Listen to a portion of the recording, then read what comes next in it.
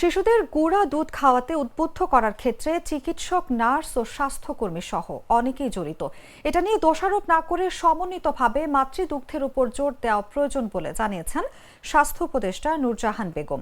সোমবার রাজধানীর সিরডাপ অডিটোরিয়ামে বিশ্ব মাতৃদুগ্ধ সপ্তাহ 2025 উপলক্ষে আয়োজিত কর্মশালায় তিনি এসব কথা বলেন।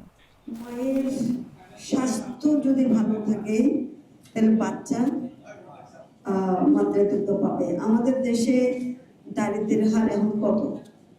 সরকারি হিসাবে কোনো জায়গায় বলা আছে 20%, কোনো জায়গায় 24% বলা আছে, বাট বেসরকারি হিসাবে এই হার আরো অনেক বেশি।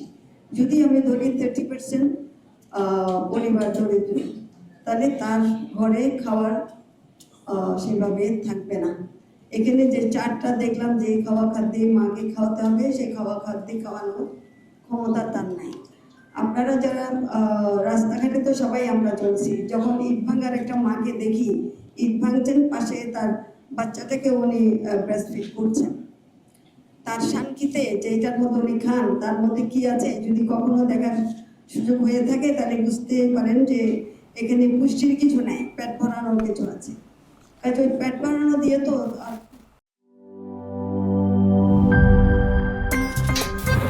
আমার একটা স্মার্ট সিদ্ধান্তে 25% গ্যাসের খরচ কমেছে। ভাবছেন কিভাবে?